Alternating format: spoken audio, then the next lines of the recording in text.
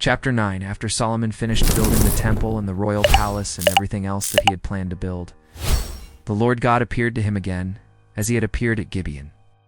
The Lord said to him, "I have heard your prayer and the request you made in my presence. I have declared holy this temple you built, as the place where I will be worshipped forever. I will watch over it and always protect it. If you serve me with a sincere and honest heart as David your father served, and if you obey my laws and commands and do everything I command, then I will fulfill the promise I made to David your father when I told him that Israel would always be ruled by his descendants.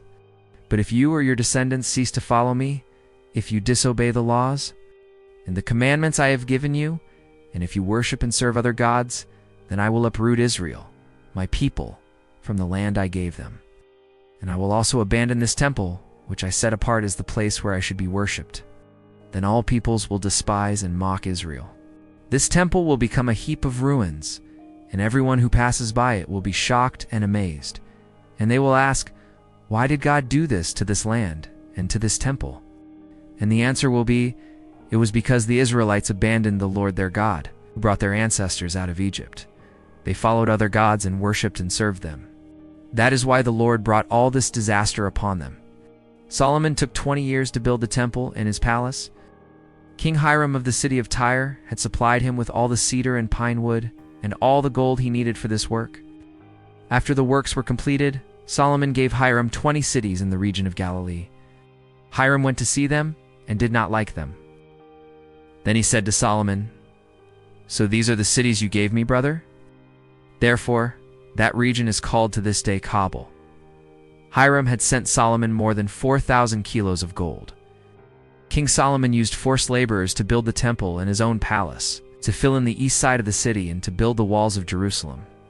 He also used these laborers to rebuild the cities of Hazor. Megiddo and Gezer, Pharaoh, king of Egypt, had attacked and conquered the city of Gezer, killing its inhabitants, who were Canaanites, and setting fire to the city. Later, a king of Egypt had given Gezer as a wedding present to his daughter when she married Solomon. Solomon rebuilt the city. Using his forced laborers, Solomon also rebuilt Lower Beth-horon Baalath and Tadmor in the desert of Judah. He also rebuilt the cities where he stored provisions. The cities where his horses and chariots were kept, and everything else he wanted to build in Jerusalem, in Lebanon, and in other parts of his kingdom. For this forced labor, Solomon used the descendants of the people of Canaan, whom the Israelites had not killed when they conquered their land. Among these forced workers were Amorites, Hittites, Perizzites, Hivites, and Jebusites.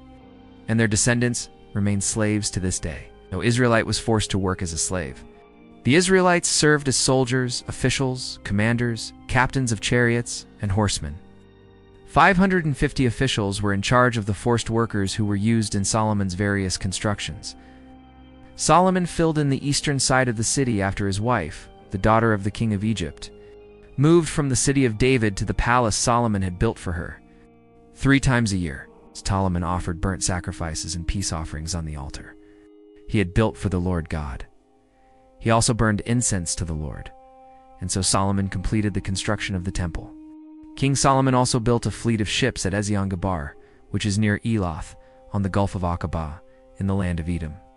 King Hiram sent some skilled sailors from his fleet to sail with Solomon's men.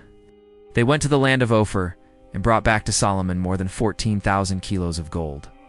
Chapter 10. The Queen of Sheba heard about the fame of Solomon and went to Jerusalem in order to test him with difficult questions. She arrived with a large group of servants, and also with camels loaded with spices, precious stones, and a great quantity of gold. When she met Solomon, she asked him all the questions she could imagine. He answered all of them. There was none that was too difficult for him to answer. The Queen of Sheba saw the wisdom of Solomon and saw the palace he had built. She saw the food that was served at his table, saw the apartments of his high officials, the organization of the staff who worked in the palace, and the uniforms they wore. She saw the attendants who served him at the feasts and the sacrifices he offered in the temple. All this left her astonished and greatly impressed. Then she said to King Solomon, "Everything I heard in my country about you and your wisdom is indeed true. However, I could not believe it until I came and saw with my own eyes. In fact, they had not told me even half of it. Your wisdom and your wealth are much greater than I was told. How happy are your wives? How fortunate are your servants who are always by your side and have the privilege of hearing your wise sayings? Blessed be the Lord your God, who was so pleased with you that he made you king of Israel. His love for Israel is eternal. So that is why he made you king of Israel, so that you might maintain law and justice. She gave the king the gifts she had brought: more than 4,000 kilos of gold and a great quantity of spices and precious stones. Never again came such a great quantity of spices as the queen of Sheba gave to Solomon. The ships of Hiram, which had brought gold from the land of Ophir, also brought from there a great quantity of sandalwood and precious stones. Solomon used the wood to make railings for the temple and for the palace. And he also made harps and lyres for the musicians. It was the first time such wood had been seen in Israel. Until today, such wood has never again been seen there. King Solomon gave to the queen of Sheba everything she wanted and asked for, besides all the other customary gifts. Then the queen and her servants returned to Sheba, her land.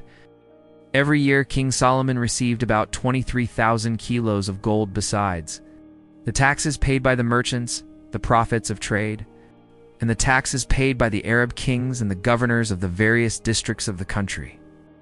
Solomon made 200 large shields and had each one overlaid with almost 7 kilos of gold. He also made 300 smaller shields and overlaid each one with almost 2 kilos of gold. He placed all these shields in the hall of the forest of Lebanon. Solomon also had a great throne made, overlaid with ivory and pure gold. The throne had 6 steps with the figure of a lion at the ends of each step. That is, there were 12 lions in all. Behind the throne there was a figure of a bull's head. And on the sides of each of the 2 arms of the throne there was the figure of a lion. Never had there been in any other kingdom a throne like that. All the cups King Solomon used for drinking were of gold, and all the objects of the hall of the forest of Lebanon were of pure gold. Silver was not used because in Solomon's time that metal was considered worthless. Solomon had a fleet of ships that sailed together with the fleet of Hiram. Every 3 years his fleet returned, bringing gold, silver, ivory, monkeys, and baboons. King Solomon was richer and wiser than any other king. People from all over the world wanted to come to hear the wisdom that God had given him. All who came brought gifts to him: objects of silver and gold, clothing, weapons, spices, horses, and mules. And so it was year after year. Solomon accumulated 1,400 chariots and 12,000 cavalry horses. He stationed some of them in various cities and kept the rest in Jerusalem. In Jerusalem during his reign silver was as common as stones, and there were as many cedars as the wild fig trees that grow in the plains of Judah. The king's agents controlled the import of horses from Egypt and Cilicia, and the import of chariots from Egypt. These agents supplied horses and chariots to the Hittite and Aramean kings, selling each chariot for 600 bars of silver and each horse for 150 bars of silver.